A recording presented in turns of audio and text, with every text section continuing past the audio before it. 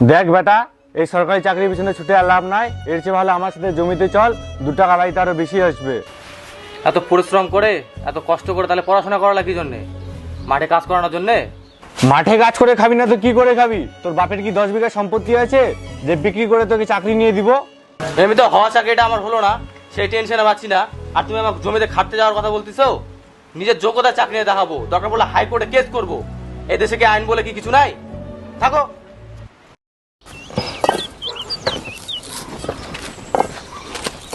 এই যে হুলকুদা মিষ্টির প্যাকেটটা নাও। মিষ্টির প্যাকেট? কোন আনন্দে? কেন, আমার বেটা হাই স্কুলে চাকরি পাইছে।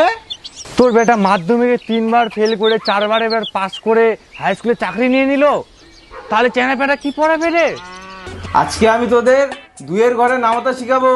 নিয়ে আমার সাথে বল, 2 একে 2, 2 একে 2, 2 দুগুণ 4, 2 দুগুণ 4, 3 চারে 12, 5 পাঁচে 25, 3 নং 28।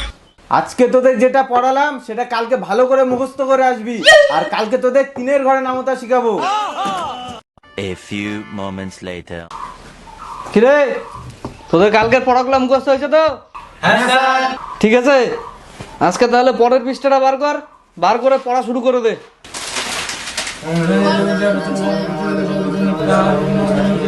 ডান দিকে কি ব্যাপার? স্কুল টাইমে ছাত্রদের পড়ানো বাদ দিয়ে আপনি এগুলো কি করছেন? আপনি কে?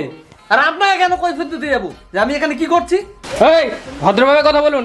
আপনি জানেন ইনি কে? ইনি উপর মহল থেকে স্কুল ভিজিট করতে এসেছে। খতম। ভিজিট মানে? সরি স্যার, আমি বুঝতে পারছি স্যার। স্যার আপনি এখানে বসেন স্যার, আমি মিড ডে মিলের ব্যবস্থা করছি স্যার। বসেন, আপনি বসেন। আমাকে দেখে আপনার কি মনে হচ্ছে আমি এখানে মিড ডে মিল খেতে এসেছি? আর আপনি ছাত্রদের পড়ানো বাদ দিয়ে এখানে বসে গেম খেলছেন? না মানে স্যার, আমি ওদের পরামর্শ করতে দিয়ে না স্যার, ওই আর কি আমি একটু স্যার মানে ওই আর কি। থামুন আপনি। এইভাবে ফাঁকি দিলে বাচ্চারা কি শিখবে? না স্যার, ওরা সব জানে, আমি ওদের সব শিখা দিছি। আপনার যদি বিশ্বাস না হয় স্যার, প্রশ্ন করুন ওদেরকে। আপনি থাকতে ওদের কেন প্রশ্ন করবেন? আপনি ইংরেজিতে সপ্তাহে 7 দিনের নাম বলুন তো। সপ্তাহে 7 দিনের নাম স্যার? আমি পারবো, এটা তো খুবই সহজ স্যার। স্যাটারডে, সেদিন হাফ স্কুল। সানডে, সেদিন স্কুল ছুটি স্যার। আরো 5 দিনের নাম, আরো 5 দিনের নাম, আরো 5 দিনের নাম। 2000 years later.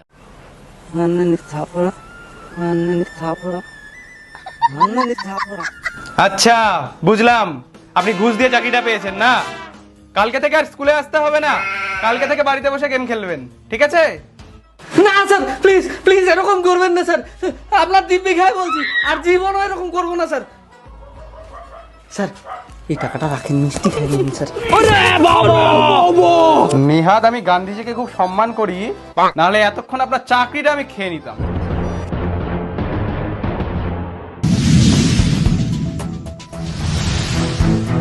এই মুহূর্তের ক্যাচালো নিউজ।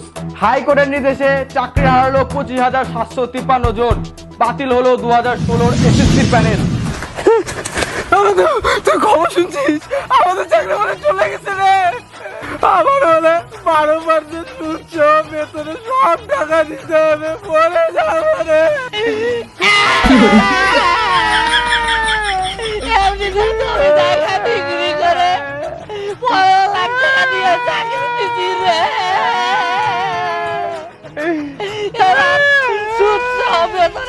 কেমন করে ফেরত দিব রে?